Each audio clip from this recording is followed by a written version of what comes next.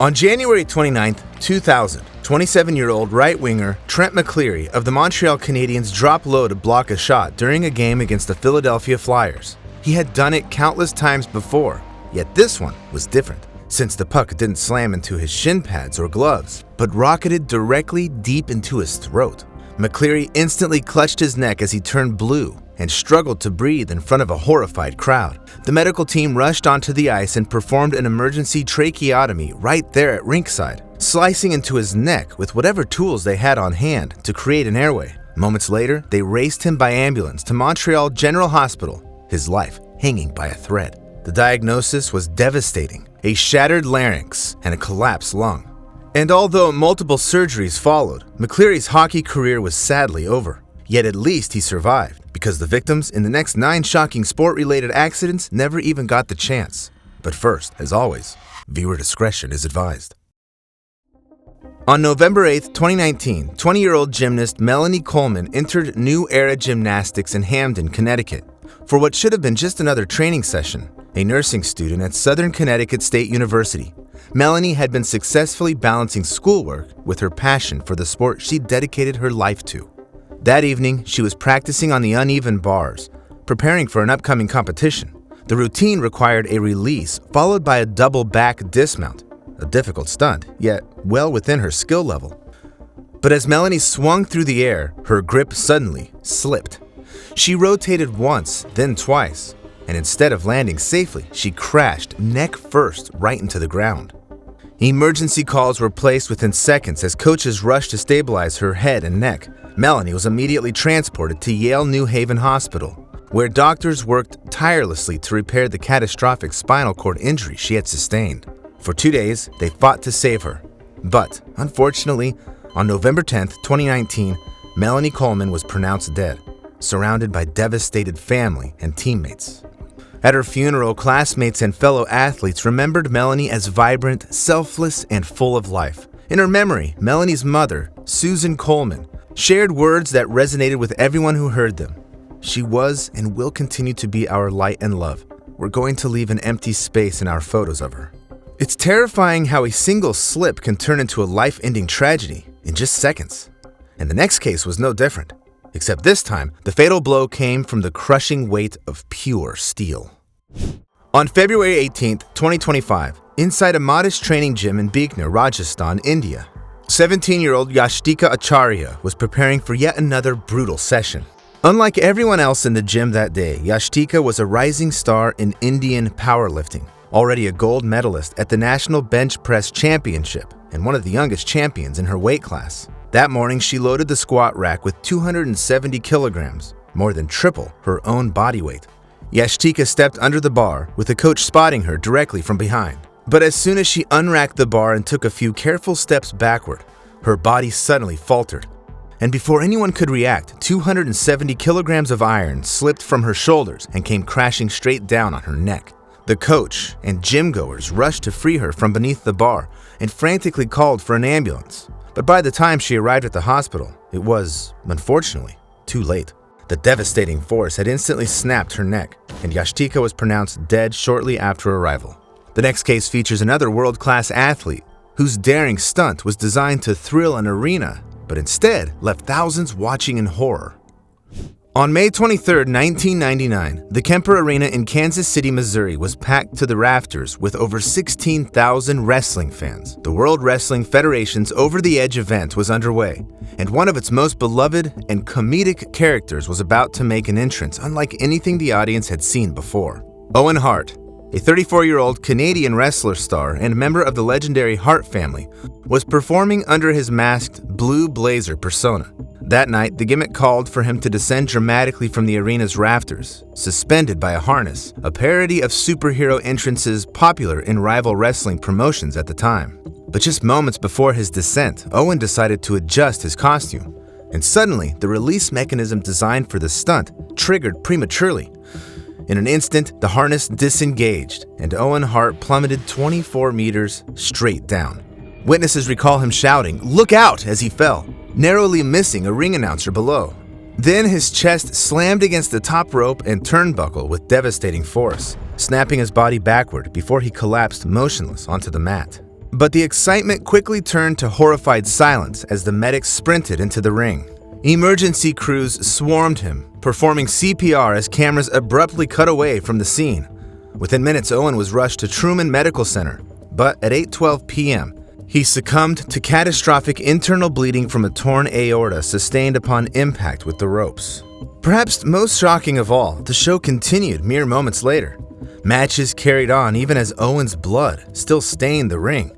In the aftermath, his widow, Martha Hart, filed a wrongful death lawsuit against the WWF, citing that Owen himself had expressed discomfort about the stunt during rehearsals. The case eventually settled for $18 million, and Martha later founded the Owen Hart Foundation in his memory.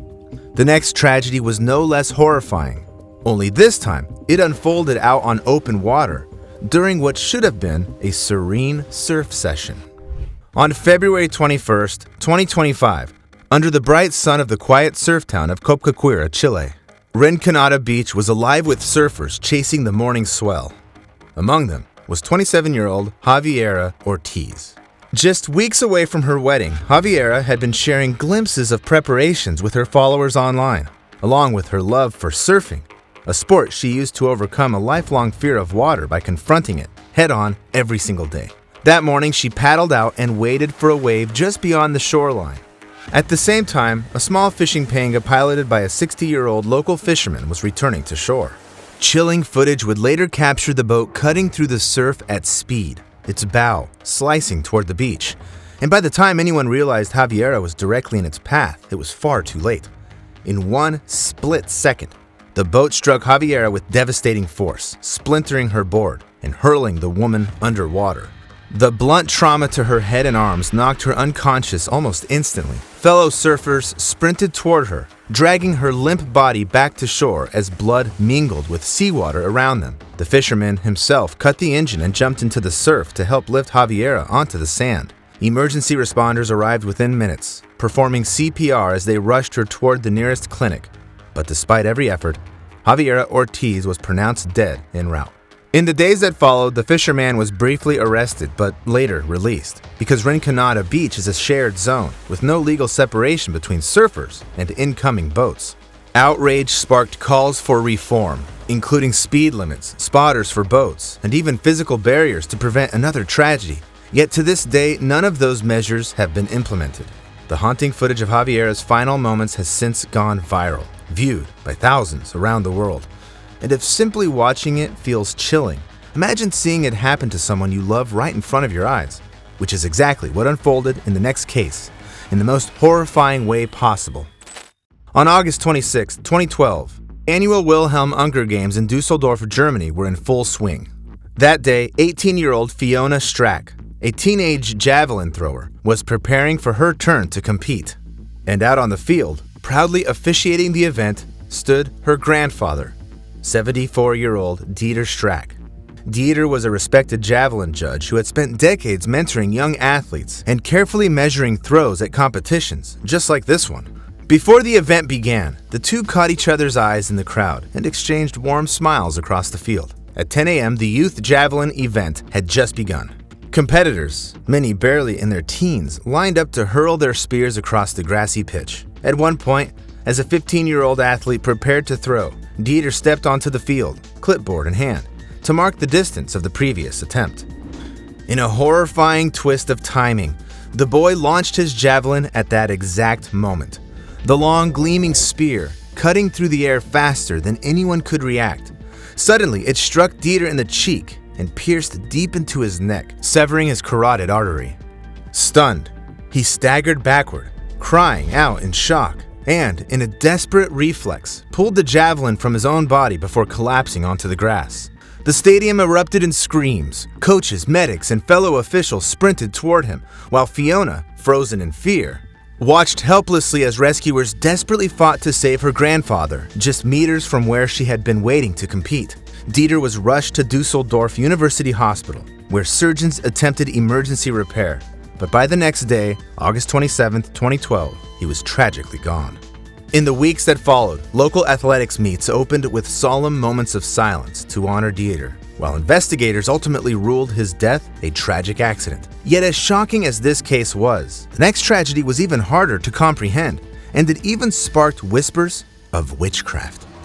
It was a humid afternoon in October 1998 in the remote village of Benachadi, deep in the Kasai province of what is now the Democratic Republic of Congo. A small local football match was underway, Benachadi's home team facing their longtime rivals from the nearby village of Basonga.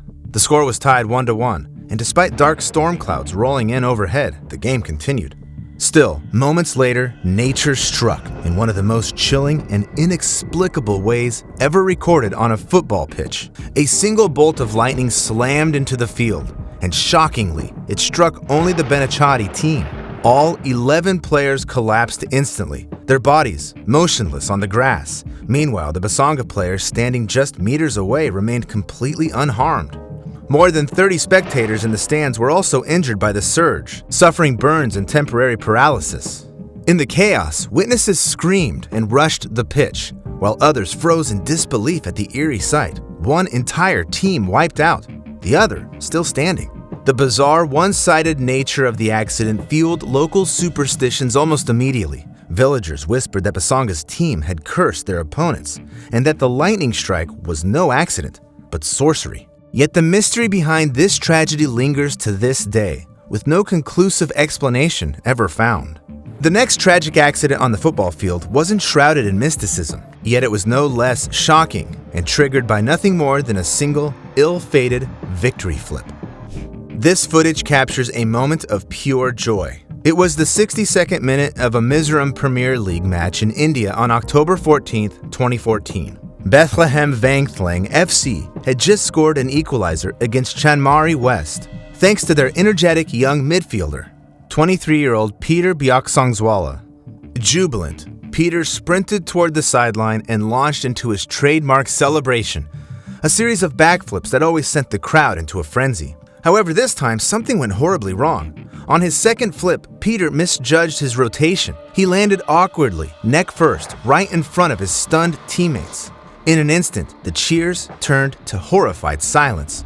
Players rushed to his side as he lay motionless on the grass, his body twisted unnaturally. Medical staff carried Peter off the field and transported him to Aizawl Civil Hospital, where surgeons fought to repair his shattered spine.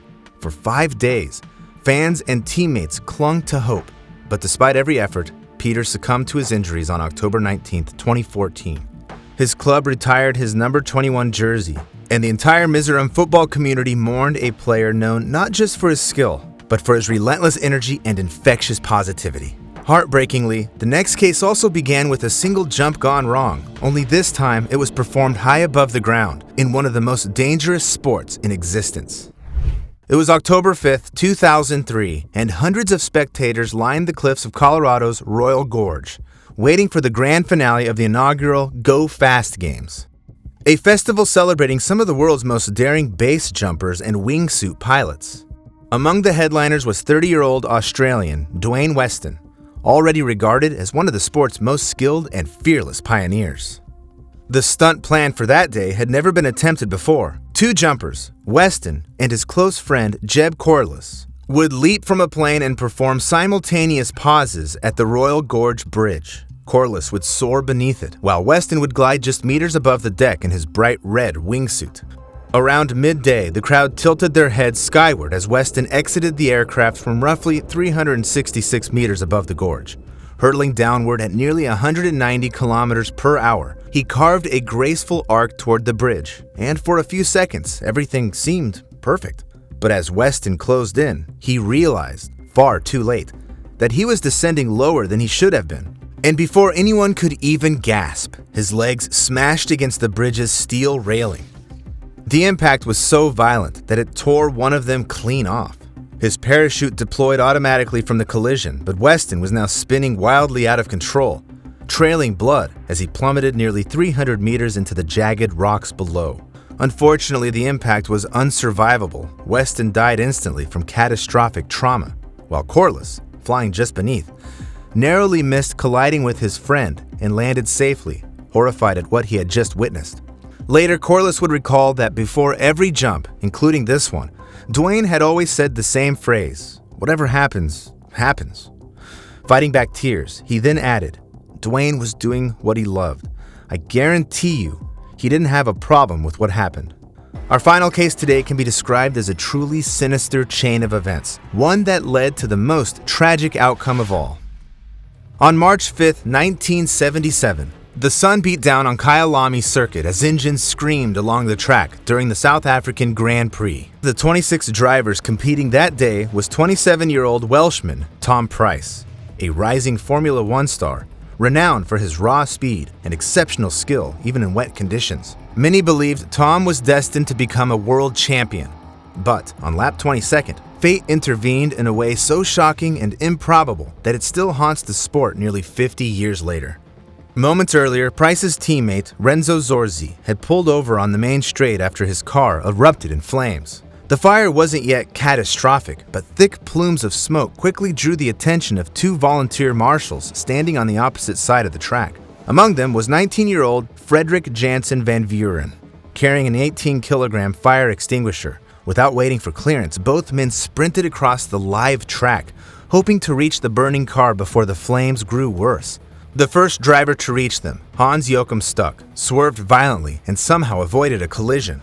But Tom Price was following directly behind Stuck at full racing speed, nearly 270 kilometers per hour, and with zero visibility ahead due to the slope of the track, he simply had no time to react. In an instant, Price's Shadow DN8 struck Van Vuren at full force. The impact killed the young marshal instantly, his body thrown aside with devastating violence. But unfortunately, the tragedy didn't end there. At one point, the fire extinguisher Van Vuren had been carrying was launched upward by the collision and, in a cruel twist of fate, slammed directly into Price's helmet with such force that it tore it clean off. The blow was instantly fatal, decapitating him in front of thousands of spectators and live television cameras. At the same time, Price's car, now driverless, continued down the straight, scraping barriers and colliding with Jacques Lafitte's Ligier, before finally coming to a stop in a twisted heap. Trackside, medics rushed in, but neither Price nor Van Vuren could be saved. Both had been killed instantly in one of the most horrific accidents in Formula One history. According to data from the World Health Organization, an estimated 40 to 50 million sport-related accidents occur worldwide each year, and tragically, between 8,000 and 15,000 of them prove fatal. Meanwhile, these 10 chilling cases we covered today are part of that grim statistic, and a sobering reminder of just how dangerous sports can truly be. Now, let me ask you, which of these tragedies shook you the most? And what kind of sport do you personally consider the most dangerous? Let me know in the comments, and don't forget to subscribe for more shocking, real-life stories that could change the way you look at your favorite sport forever.